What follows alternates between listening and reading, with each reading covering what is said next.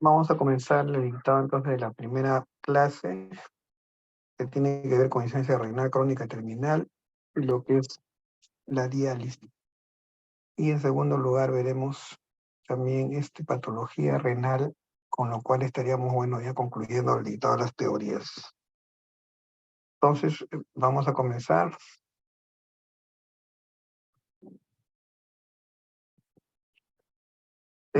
Primero hay que tener claro lo que es la anatomía y la fisiología a nivel del riñón, sobre todo de la microestructura que es la nefrona. La nefrona viene a ser la unidad funcional del riñón y existen aproximadamente 1 millón de ellas en cada riñón. Una nefrona está compuesta por un glomérulo y sus túbulos renales. El glomérulo viene a ser es el principal responsable del proceso de filtración del plasma y compuesto por una densa red de capilares que se originan en la arteriola aferente. ¿Cuáles son las funciones específicas del riñón? Primero, tiene que ver con la eliminación de sustancias nitrogenadas fruto del metabolismo, lo que se conoce como la depuración. El riñón es un órgano de depuración. También tiene que ver con la regulación del equilibrio hidroelectrolítico. Tiene que ver con el mantenimiento del equilibrio ácido-básico, ¿no? A nivel de lo que es el pH. Y también tiene una función endocrina, la producción hormonal, ¿no? Las células del intersticio medular de un riñón se encargan de sintetizar la eritropoyetina. Y en el túbulo contorneado proximal se produce la 1,25 hidroxi D3, que es el calcitriol. Y también, además, en el riñón se produce la activación del eje vasopresor renina-angiotensina-aldosterona, ¿no? Que tienen que ver con la regulación de la presión arterial.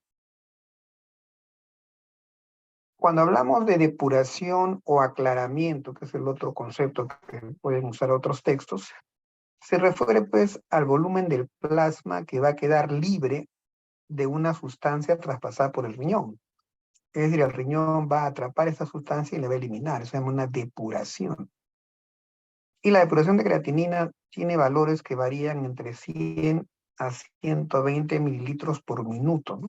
Que es la velocidad con que va a depurar el riñón a nivel de la sangre esta sustancia. Sin embargo, la creatinina sérica que nosotros pedimos en un dosaje normal de creatinina en un examen de sangre no es necesariamente pues, el indicador más precoz del deterioro de la función renal, ¿no? ¿Y por qué decimos que no es el indicador más precoz? Porque la concentración de la creatinina en la sangre solo se eleva en el plasma cuando su depuración se afecta o disminuye recién por debajo del 50% de su valor normal. Entonces, para que nosotros veamos un aumento de la concentración de creatinina sérica en la sangre, el riñón va a tener que disminuir o fallar al 50% de su valor normal de funcionamiento. Mientras no llegue a este valor, la creatinina sérica no se va a alterar. Entonces, implica, por eso que no es el indicador más precoz cuando hay una falla de la función renal, a tomar en cuenta. ¿Qué ocurre cuando los riñones comienzan a fallar, cuando hay un problema de una insuficiencia renal? Puede haber la nicturia, ¿no? Que es la cantidad de veces que una persona se levanta a orinar en la madrugada después que se ha acostado. Puede haber hematuria, que es la orina con pérdida sanguínea, o la proteinuria, ¿no? Donde se pierde una buena cantidad de proteínas en la orina. También tiene que ver con el volumen que se produce de la orina en 24 horas. Un volumen por debajo de 400 centímetros cúbicos en 24 horas se considera como una oliguria. Y también cuando el riñón comienza a fallar, pueden haber edema de miembros inferiores, ¿no? No es la causa principal, obviamente, el edema, pero es uno de los diagnósticos diferenciales que siempre hay que considerar cuando vemos que hay edema en miembros inferiores. También cuando ya, digamos, hay una disfunción avanzada, va a haber dificultad para respirar. Hay una clásica forma de respirar acidótica o de Kussmaul. Y también puede haber a veces dolor lumbar, ¿no? Sobre todo cuando hay un cólico nefrítico debido a la eliminación de un cálculo en la vía urinaria. Y también cuando los riñones fallan va a haber debilidad, cansancio, pérdida del apetito, ¿no? es la insuficiencia renal crónica. La insuficiencia renal crónica, pues, en realidad es una patología ya que, digamos, principalmente debe manejarse en la parte clínica, en medicina interna y en nefrología, ¿no? Nosotros, de todas maneras, como urólogos, en urología tenemos que tener conceptos claros sobre lo que es una falla del riñón. Entonces, la enfermedad renal crónica constituye una de las principales causas de muerte en el mundo industrializado. Y no solo pues por aquellos pacientes que alcanzan la necesidad de ser tratados con diálisis o trasplante, cuya evolución en muchos casos es incluso peor que el cáncer avanzado, sino también porque en aquellos que no pueden llegar a la diálisis y que presentan una proteinuria o una disminución del filtrado glomerular, se va asociada con una gran prevalencia de complicaciones cardiovasculares, ¿no? Entonces, eso debemos de nosotros tenerlo bien claro, ¿no?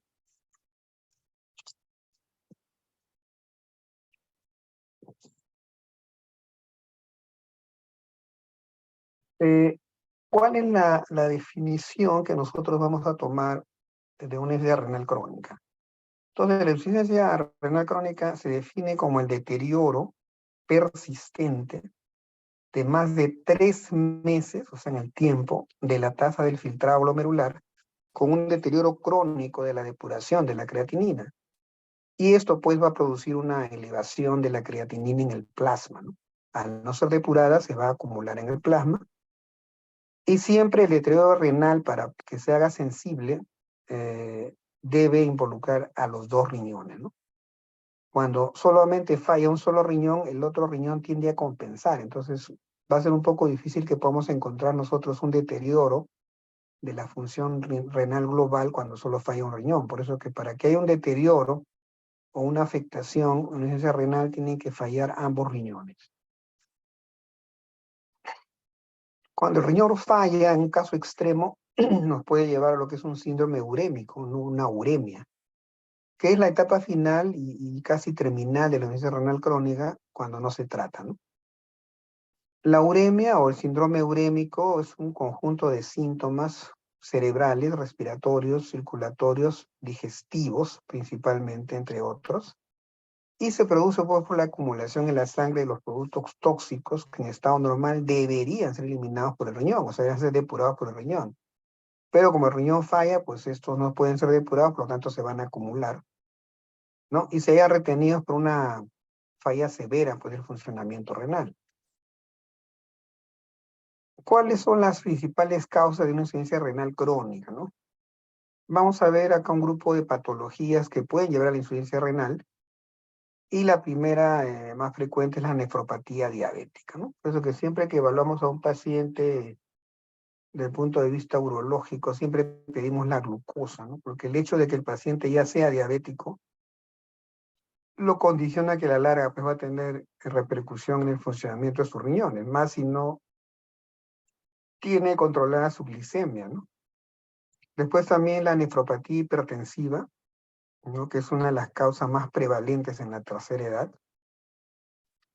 La glomerulonefritis a repetición, y también la enfermedad poliquística del riñón, ¿no? Todas estas van a originar pues, una insuficiencia renal crónica. Entonces, los procesos que inducen al deterioro renal, ¿no? Como la hipertensión arterial, va a llevar pues, a una insuficiencia cardíaca congestiva a la larga, ¿no? Cuando aumenta la presión dentro del glomérulo, junto a la presencia de proteinuria, también va a inducir a que, digamos, el deterioro renal se haga más evidente. Niveles bajos de lipoproteínas de alta densidad, ¿no? Que tienen que ver con malnutrición.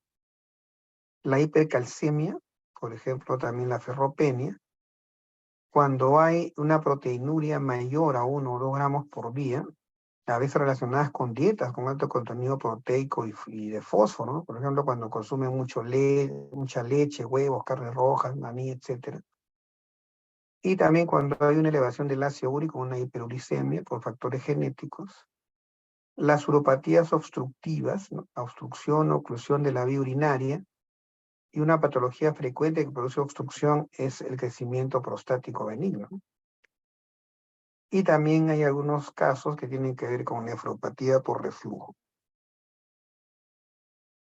La alteración del equilibrio hidroelectrolítico en los estadios iniciales, ¿no? Las nefronas sobrevivientes aumentan su filtración, tratando de compensar la pérdida del parénquima afectado, incrementándose pues la reabsorción del sodio y del agua.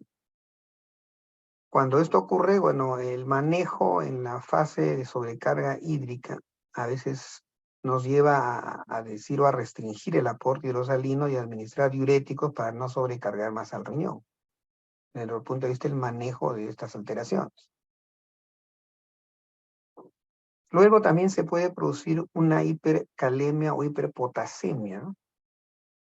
Que no se presenta pues hasta que la tasa de filtración desciende a menos de 15 minutos por minuto, ¿no? Imagínense, o sea, casi ya en una falla terminal. Es un indicador de mal pronóstico y entre otras cosas, nos indica que ya ese paciente potencialmente debe iniciar un programa de hemodiálisis. Se produce por la pérdida de la capacidad de secretar potasio por parte del túbulo distal en fases muy avanzadas. Y las manifestaciones neuromusculares se manifiestan como parestesias y fasciculaciones, que son espasmos en brazos y piernas. Estos pacientes con hipercalemia, normalmente dentro del manejo está la restricción del sodio, del potasio en la dieta, y administrar una sustancia llamada gluconato de calcio, ¿no? Aunque no modifica los niveles del potasio en la sangre, reduce la excitabilidad de los cardiomiocitos, reduciendo así la probabilidad de desarrollar trastorno del ritmo cardíaco, ¿no?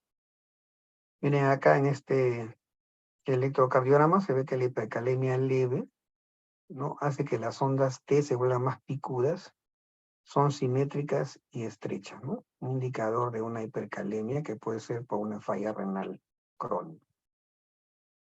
Sobre esto también preguntan en los exámenes del ENAM, y en el 2007 una pregunta decía, mujer de 24 años de edad, con insuficiencia renal crónica avanzada, en anuria de 48 horas, ingresa por emergencia con hipotensión, bradicardia y espasmo muscular en miembros inferiores.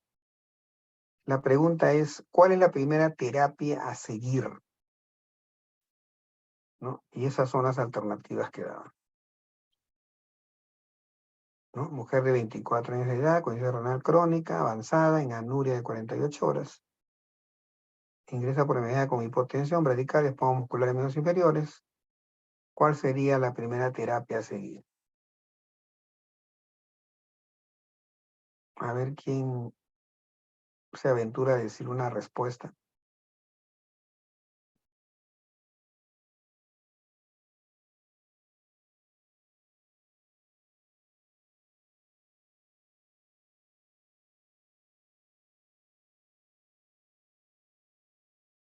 ¿Nadie? La C.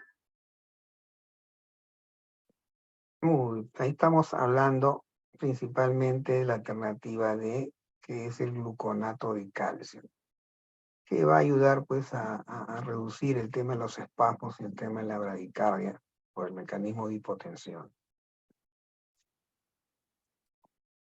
La acidosis metabólica con anión GAP aumentado también se presenta en la renal crónica, que es la retención de aniones, que son iones cargados negativamente, lesión del túbulo distal, cuando hay acidosis tubular de tipo 4 o lesión en el tubo proximal, y cuando hay una disminución de la reabsorción del bicarbonato, que se conoce como pérdida de bases.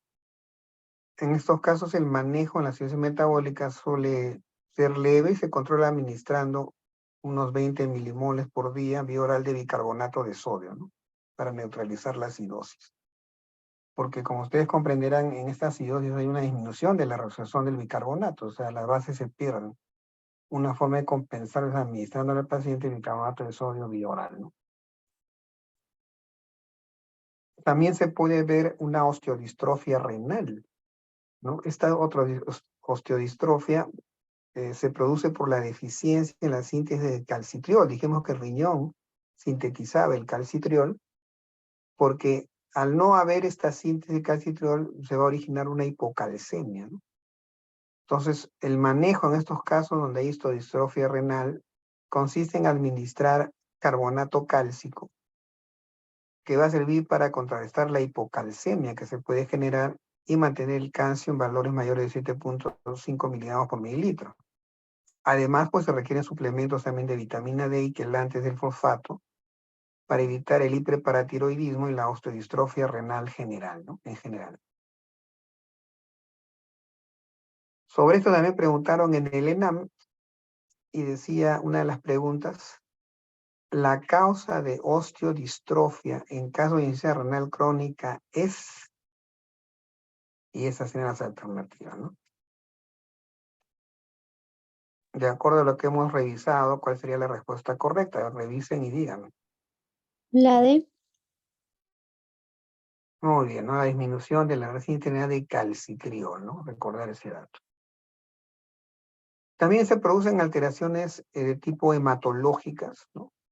Va a existir una anemia normocítica, normocrómica, típica de procesos crónicos, que es causada principalmente pues, por el déficit, la deficiencia de producción de eritropoyetina, ¿no? Hay tendencia también a la diátesis hemorrágica por efectos en la adhesión y agregación plaquetaria, además del déficit de algunos factores de la coagulación. La mayoría de las funciones leucocitarias también están alteradas, lo que predispone a estos pacientes a sufrir procesos infecciosos, ¿no?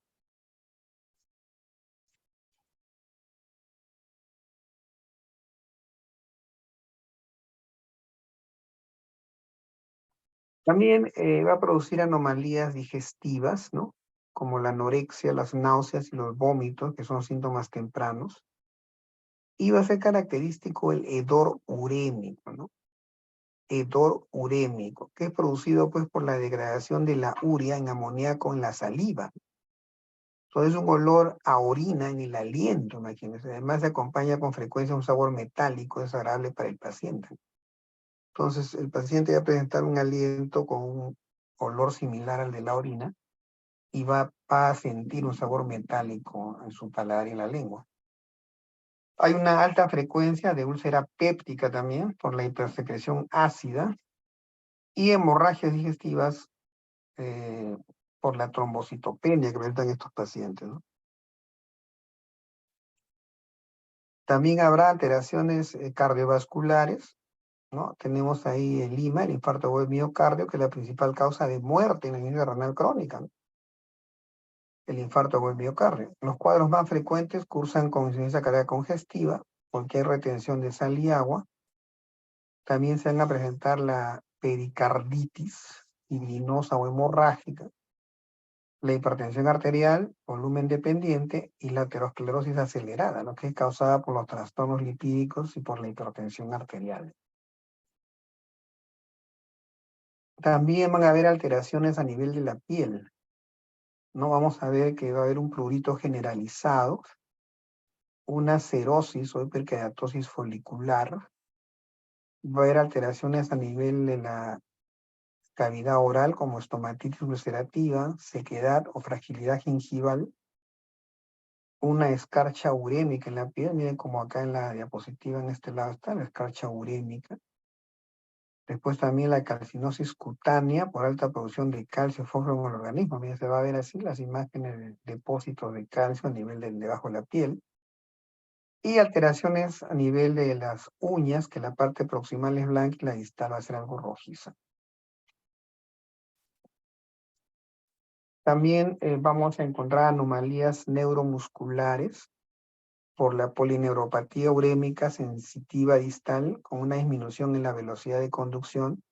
Se va a asociar esta polineuropatía urémica al síndrome de piernas inquietas, se llama, ¿no? El paciente puede estar durmiendo, pero hay un movimiento, unas contracciones a nivel de los miembros inferiores. Y también va a haber un desequilibrio, el paciente pierde el equilibrio, cuadro que debuta después de las 3 a 4 horas de ya los pacientes que ya son sometidos a diálisis pueden tener síndrome de desequilibrio, ¿no? Hay que tener cuidado con eso. Entonces, ¿cómo se clasifica la insuficiencia renal crónica? Esta clasificación es de acuerdo a la Fundación Nacional del Riñón, Estados Unidos, la NFK. Entonces, la insuficiencia renal crónica se va a catalogar en 5 estadios de acuerdo al grado de filtrado glomerular renal desde el momento, ¿no? Que está acá en la tabla. Diremos que una insuficiencia renal crónica de estadio 1, ¿no? Es una insuficiencia renal que hay un daño renal, pero la filtración glomerular casi está normal, no más de 90 litros por minuto, no está muy afectada de la filtración. Hablamos de un estadio 2, ya cuando hay un grado de daño renal leve, donde la filtración glomerular está entre 60 y 89 litros por minuto. Hablamos de un estadio 3, ya cuando el daño renal es moderado, y la filtración desciende entre 30 y 59 litros por minuto. Un grado 4 ya es un daño severo, que está entre 15 y 29 litros por minuto, ¿no? Y el estadio quinto, estadio final, ¿no? Es cuando ya el riñón prácticamente ya no funciona y ese paciente necesita para sobrevivir una diálisis. Y la filtración glomerular renal va a estar por debajo de 15 litros por minuto, ¿no? Que es un estadio terminal, estadio 5. Con respecto al tratamiento, ¿no? Las condiciones terapéuticas tienen que ver con prevenir o lentificar la progresión de insuficiencia renal crónica. Y eso va a tener que ver mucho con la modificación en la dieta de esos pacientes, ¿no? Se le debe hacer una restricción proteica moderada, en particular en pacientes con una filtración glomerular que sobre todo esté menos de 20 litros por minuto, ¿no? Después también vamos a ver el control de la hipertensión arterial, ¿no? Que es una medida para retrasar la progresión hacia la insuficiencia renal crónica, por lo cual se debe intentar pues, mantener una presión arterial diastólica menor o igual a 80 milímetros de mercurio, ¿no? 80 milímetros de mercurio. También el control de las hiperlipidemias podría tener un efecto beneficioso en la progresión renal crónica. El control del metabolismo calcio-fósforo, se recomienda la restricción de la ingesta de fosfatos, disminuyendo pues el contenido proteico de la dieta sobre todo, ¿no? Y también el control de la hiperglicemia, ¿no? Se recomienda un control intensivo de la hiperglicemia, sobre todo en diabéticos, con el fin de evitar la microalbuminuria y por consiguiente que se produzca una nefropatía asociada a este problema. Una vez que ya la insuficiencia renal crónica llegó a su fase terminal, entonces ya tenemos que hacer tratamientos que sustituyan la función del riñón. Y ese tratamiento es la diálisis, ¿no? Entonces la diálisis se define como un tratamiento reemplazante la depuración a nivel renal, y la inclusión de un paciente en un programa de hemodiálisis se debe individualizar, ¿no? En función de las condiciones clínicas, físicas, mentales y sociales del paciente. Usualmente se conocen dos tipos de diálisis, ¿no? La diálisis peritoneal automatizada y la hemodiálisis, ¿no? La diálisis peritoneal automatizada se utiliza pues una cicladora, ¿no? Para la infusión dializante, posteriormente drenaje, y utiliza una membrana natural, en este caso, que es el peritoneo como filtro. Y en el caso de la hemodiálisis, ya el tratamiento depurativo realizado a través de un acceso vascular, ¿no? Se hace un catéter o fístula arteriovenosa con dirección hacia un circuito extracorpóreo, ¿no? Y una membrana artificial donde se produce la diálisis con el reingreso de la sangre una vez que ha sido cabalmente depurada. Entonces, ¿cuáles son las indicaciones que debemos de considerar para iniciar un programa de hemodiálisis en un paciente? Primero, cuando tiene edemas o una insuficiencia cardíaca que no puede ser controlada por diuréticos. Edemas, insuficiencia cardíaca, perdón, que no puede ser controlada por diuréticos. Cuando hay anorexia, cuando hay vómitos incoercibles. También cuando el paciente presenta una pericarditis de tipo urémica, o también cuando hay una neuropatía periférica. Y a nivel ya, digamos, de la bioquímica sanguínea, vamos a ver, a veces cuando la creatinina es mayor a 5, ya debemos iniciar un programa de diálisis, o cuando el filtrado glomerular es menor o igual a 15 litros por minuto, y cuando las concentraciones de calcio son elevadas, ¿no? Llevando a una hiperpotasemia, más de 7 miliequivalentes por litro, ¿no? Entonces hay que tener cuidado con eso porque puede afectar la función cardiovascular. Todas esas son las indicaciones para iniciar una diálisis. Bueno, hasta ahí he hecho un pequeño resumen, ¿no? Esto obviamente ya lo debería de tratar con mayor holgura en el curso de nefrología, en la parte que es medicina interna, ¿no? Pero bueno, nosotros como urólogos también vemos y tenemos que evaluar porque nos va a tocar evaluar pacientes renales y tenemos que conocer estos temas, ¿no? Bueno, vamos a pasar a la segunda parte, ya que sería la clase final, y ahí veremos si hay algunas preguntas para poder ahondar un poco más el tema, ¿ya? Entonces, vamos a presentar la última clase que es cáncer renal y trasplante.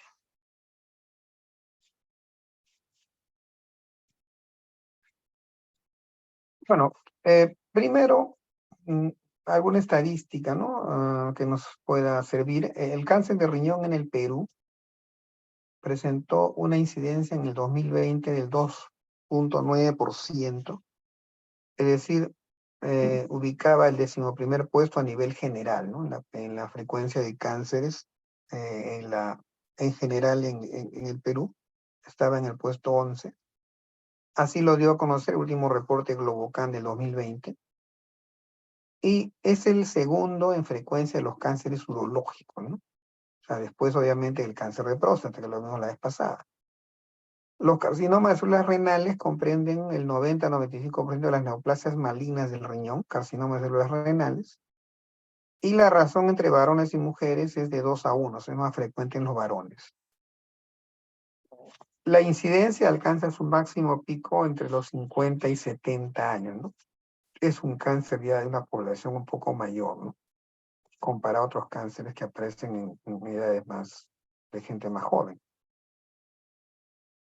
Este adenocarcinoma, antiguamente denominado hipernefroma, adenocarcinoma renal o tumor de Grawitz, es un carcinoma que se origina en las células epiteliales del túbulo renal.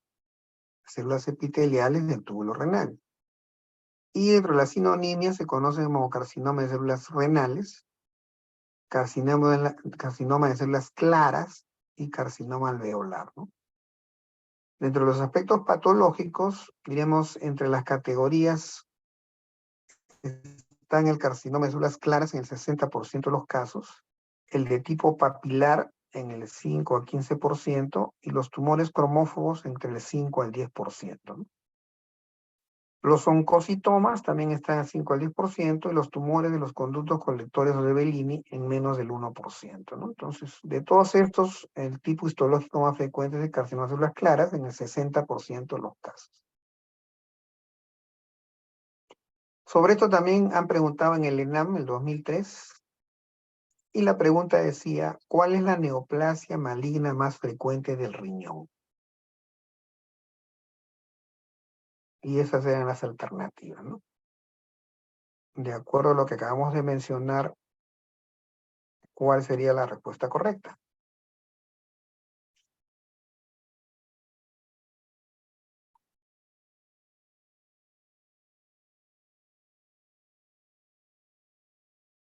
A ver, ¿alguien me dice?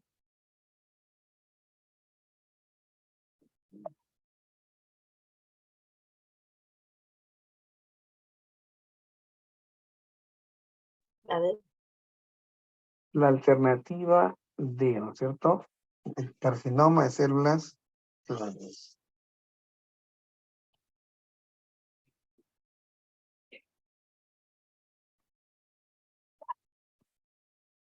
Por estoy en clase.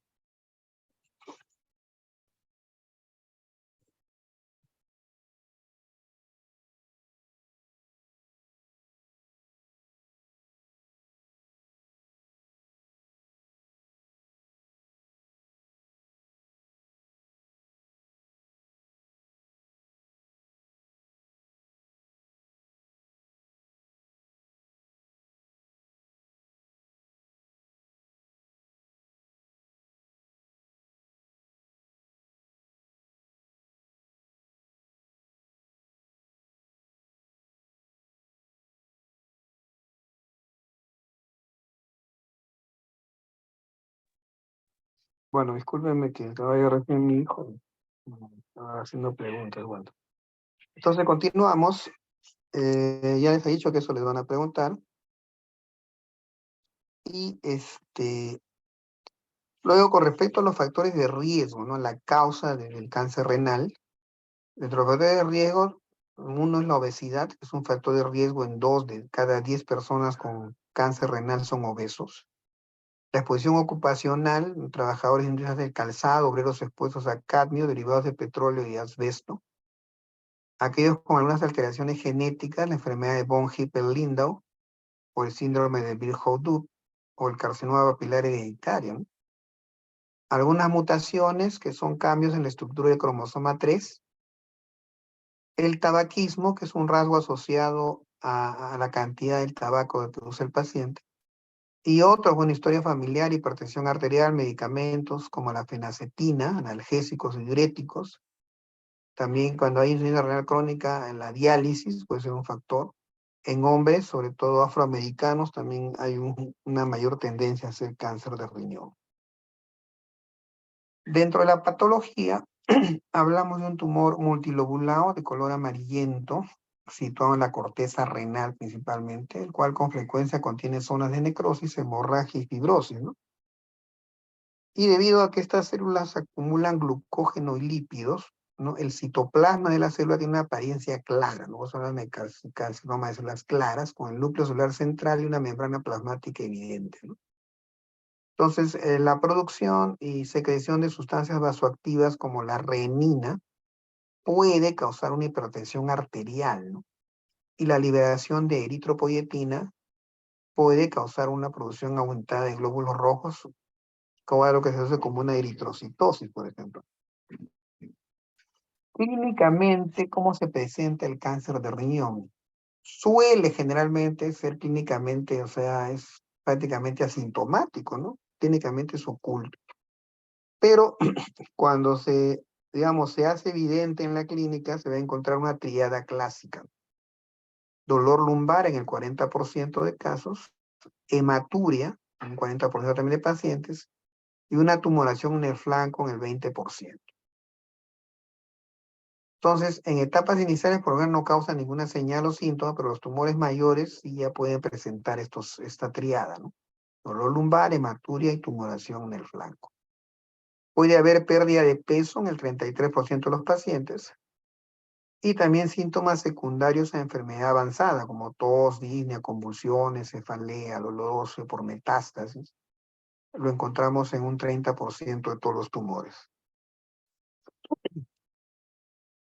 Otro detalle que hay que tener en cuenta es que el cáncer renal muchas veces va a presentar los famosos síndromes paraneoplásicos, ¿no? Que son enfermedades, digamos, asociadas al cáncer, pero que nos pueden indicar o nos pueden, digamos, también producir mayores molestias. Y a veces los diagnósticos más salen por los signos paraneoplásicos que por el mismo tumor en sí, ¿no? Por ejemplo, vamos a ver que en el 40% son pacientes que comienzan a debutar con cuadros de hipertensión arterial, ¿no? Después, en un 20% puede presentar hipercalcemia.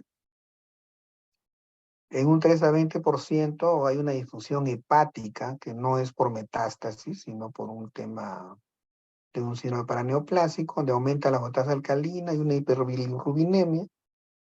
Hipoalbuminemia, el tiempo de protrombina está alargado y puede haber una hipergamaglobulinemia también. También hay pacientes que van a presentar eritrocitosis o policitemia en un 3 a 10% de casos por un aumento de eritropoyetina que presenta el tumor. También podemos encontrar un síndrome de Stauffer, que es una disfunción hepática que se caracteriza por fiebre, fatiga y baja de peso, que se resuelve con la nefrectomía. Y esos síndromes paraneoplásicos no necesariamente indican mal pronóstico, sino que se potencian por la producción, digamos, de las células neoplásicas de ciertas sustancias que van a catalogarlo, ¿no? Pero no necesariamente son de mal pronóstico. Con respecto al diagnóstico, ¿no? Va a ser importante una buena historia clínica, una exploración física. En los estudios laboratoriales va a depender mucho del síndrome paraneoplásico presente muchas veces. Y en los estudios de imágenes, pues, Aparte de la radiografía y la excretoria, el gol estándar o quien no va el diagnóstico es una tomografía, ¿no? Ser computarizada de abdomen y pelvis. También pueden ayudar la gamografía ósea, la resonancia magnética, sobre todo cuando hay compromiso vascular, pero generalmente la tomografía axial computarizada es la que nos va a dar el diagnóstico y es el gol estándar. ¿Qué podemos encontrar en una tomografía excretoria, no? Se realiza sobre todo en pacientes que presentan hematuria. Por sí sola tiene 75% de exactitud.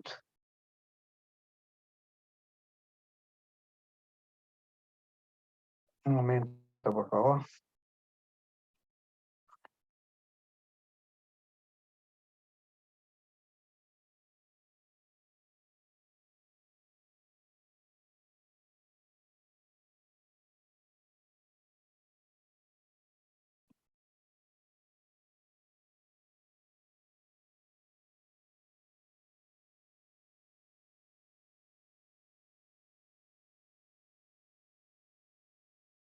Entonces vamos a ver en esta historia, por sí sola tiene un 75% de exactitud, proporciona información sobre la localización y funcionamiento del riñón contralateral también, y la calcificación subyacente a la sombra renal es importante, ¿no? Se hace previo a la cirugía y siempre pues se va a requerir otros estudios para poder confirmar, ¿no? No es suficiente la ecografía excretoria. En una ecografía, usualmente nos va a revelar la existencia de una masa tumoral y solo nos diferencia si la masa es sólida o líquida, ¿no? Hasta llega la ecografía. Si hay extensión extrarrenal, afección de la glándula suprarrenal o afección de los ganglios linfáticos también puede darnos, ¿no? Y la tomografía axial computarizada es el estudio más sensible, ¿no?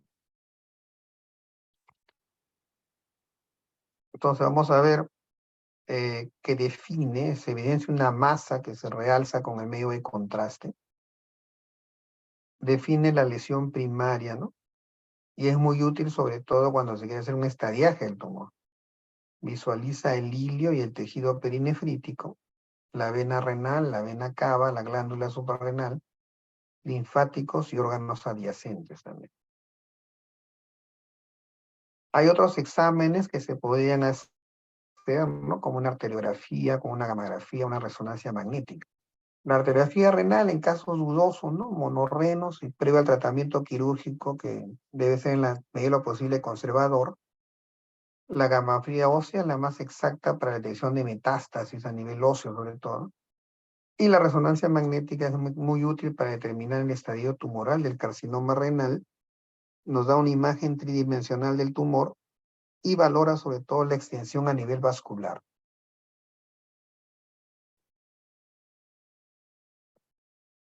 Con respecto al estadio tumoral, ¿no? Vamos a tener 4 estadios, ¿no? Usualmente en la etapa 1, en el estadio 1, el tumor es pequeño, no hay insolución renal y carencial mínima en la deformación, la neovasculatura se encuentra rodeada por el parénquima normal, ¿no? Cuando el estadio va a T2, ya es un tumor grande con deformación o tumoración del riñón o sistema de recogida. En un estadio ya de T3, ¿no? Vamos a ver que ya hay hasta 3 categorías donde afecta a los tejidos periféricos, ya sale del riñón. El 3B cuando afecta a la vena renal y el 3C cuando afecta vena renal, cava y por debajo del diafragma. Y el estadio T4 cuando ya hay una invasión del tumor a estructuras vecinas, ¿no? Y ya prácticamente este es un caso mucho más avanzado de un estadio tumoral. Con respecto a los estadios, las etapas del cáncer renal, el pronóstico es a 5 años, ¿no? Cuando es un estadio en etapa 1, el pronóstico es bueno, hasta un 66% sobre 5 años. Cuando ya estamos en un estadio 2, es decir, cuando el tumor está continuo dentro de la fase hierota, el pronóstico de supervivencia es del 64% a 5 años. Cuando es un estadio 3 donde hay una invasión local que afecta a los ganglios, la vena cava inferior, ya el pronóstico se reduce al 42% de los 5 años. Y en el estadio 4, cuando hay una invasión, como vimos en el cuadro de órganos adyacentes o metástasis, ya la supervivencia llega al 11% nada más después de los 5 años. El tratamiento actual es la nefrectomía radical, la cual consiste pues en una extirpación del riñón, la cápsula de Hierota. Hay que incluir en la extirpación la glándula suprarrenal, y la morbilidad pues de la nefrectomía laparoscópica radical es menor que la cirugía abierta, ¿no? No se ha convertido en una técnica quirúrgica establecida para el cáncer de riñón. Ahora hablaremos algo de lo que es el trasplante renal. El trasplante renal consiste en la extracción de un riñón de un individuo previamente sano, que puede ser un cadáver o una persona viva, y su colocación a un enfermo con insuficiencia renal crónica, ¿no? En fase terminal, que es incompatible con la vida. Dependiendo de la fuente del órgano receptor, el trasplante de riñón es típicamente clasificado como de donante fallecido, anteriormente conocido como cadavérico, o como trasplante de donante vivo, ¿no? Ciertos pacientes que están en el programa ya de hemodiálisis, de insuficiencia renal crónica, donde sus riñones ya no tienen ninguna razón de ser, son los candidatos para un trasplante, ¿no? Generalmente.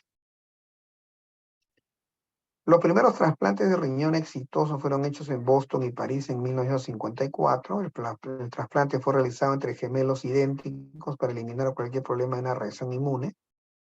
Y el primer trasplante exitoso fue hecho en el hospital de Boston en 1954 por el cirujano estadounidense Joseph Murray, que recién en el año de 1990 recibió el reconocimiento mundial cuando se le otorgó el Premio Nobel de Medicina.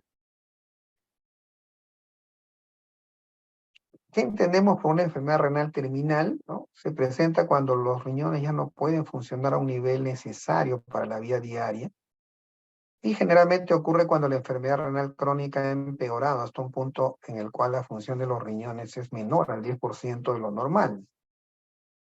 Las enfermedades comunes que conducen a una enfermedad renal terminal incluyen la hipertensión arterial que no es bien tratada, algunas infecciones, la diabetes mellitus también, y la glomerulonefritis, ¿no? Las causas genéticas van a incluir a la enfermedad poliquística renal también, ¿no? Entonces, que puede llevar a una insuficiencia renal o una enfermedad renal terminal. Cuando hablamos de los trasplantes, tenemos que ver cuáles son las fuentes de los riñones a utilizar, ¿no? Puede ser, como les decía, de un donante vivo o de un donante fallecido cadavérico. Cuando el riñón procede de un donante vivo, en general los receptores de riñones de donantes vivos van extremadamente mejor en comparación con los que reciben riñones de donantes fallecidos. Mientras que los donantes fallecidos, los donantes difuntos pueden ser divididos en dos grupos: los donantes en muerte cerebral y los donantes que han tenido un paro cardíaco, ¿no? Entonces, recordar que cuando nosotros hablamos de trasplante, puede ser un trasplante renal de donador vivo relacionado, un trasplante renal de donador cadavérico y un trasplante renal de donador vivo emocionalmente relacionado. Usualmente el más importante es el primero, ¿no? Donde el trasplante renal de donador vivo relacionado, existe un lazo de consanguinidad, por ejemplo, hermano a hermano o padre a hijo, etcétera, ¿no? Que va, digamos, a generar menos rechazo desde el punto de vista inmunológico.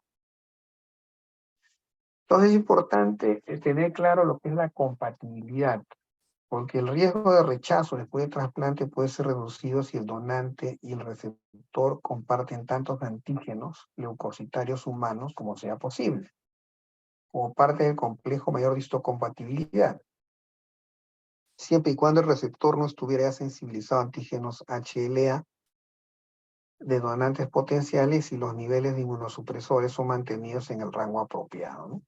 Entonces es importante ver el grado de compatibilidad para hacer un buen trasplante. Entonces, ¿cómo se hace? Usualmente, vemos acá, este es el riñón del donante y este es el riñón trasplantado, miren. La arteria renal previamente disecada de la aorta abdominal del donante, ¿no? A menudo es conectado con la arteria ilíaca interna, miren acá, o hipogasia en el receptor. La vena renal que previamente drenaba la vena cava inferior en el donante, a menudo es conectada a la vena ilíaca externa en el receptor. Y el ureter del riñón implantado del donante se une mediante sutura a la vejiga del receptor, ¿no? Para drenar la orina que se forme, ¿no? A este nivel. En el postoperatorio, los pacientes trasplantados tienen un régimen de medicamentos inmunosupresores, ¿no? Que deben ser tomados de por vida. Pueden presentar un rechazo agudo dentro de los primeros 60 días, lo cual no significa necesariamente la pérdida del órgano, ¿no? Puede haber un rechazo, pero hay que saber manejarlo. Dentro de las complicaciones de un trasplante, vamos a ver que están las infecciones y sepsis debido a las drogas inmunosupresoras que se administran al paciente. Puede haber un desorden linfoproliferativo post-trasplante, desequilibrios en los electrolitos y otros efectos secundarios de los medicamentos, incluyendo la inflamación, la ulceración gastrointestinal y del esófago, y el hirsutismo, ¿no?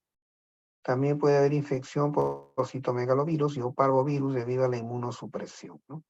Entonces, así como nosotros producimos una inmunosupresión para evitar un rechazo al órgano, esta inmunosupresión va a predisponer al paciente a hacer infecciones, ¿no? Esa es la parte contraria de la inmunosupresión. Bueno, hasta ahí lo que teníamos que compartir con ustedes, ¿no? Yo creo que ya esta es la clase final y de ahí solamente queda la práctica. Y pues bueno, de ahí ya solo vendrá de encontrarnos, si Dios quiere, en el internado, ¿no? Bueno, de acuerdo a estas dos preguntas, perdón, dos clases, ¿alguna duda que haya quedado, algo que se quiera aclarar para poder conversarlo ahora?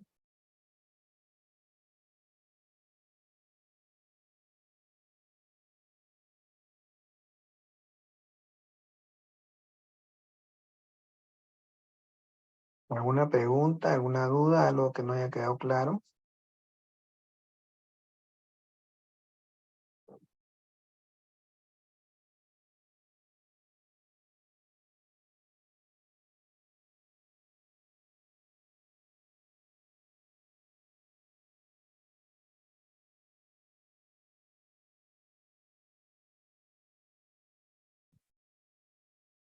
Bueno,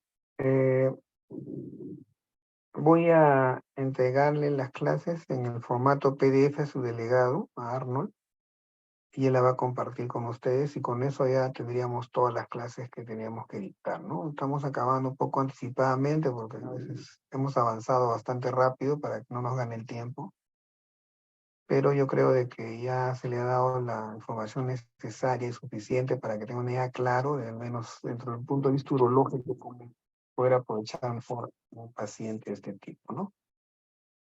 Entonces, si no hay ninguna duda o todo quedó claro, voy a pasarle la clase a su delegado para que les entregue a ustedes. Y bueno, por mi parte, queda solo agradecerles por la oportunidad, ¿no?, que he tenido de poder compartir los conocimientos urológicos y en la práctica, los que tengan la coincidencia conmigo, vamos a reforzar estos temas y bueno, al menos para que desde el punto de vista urológico tengan una buena formación y puedan llegar a su internado como debe ser, ¿no?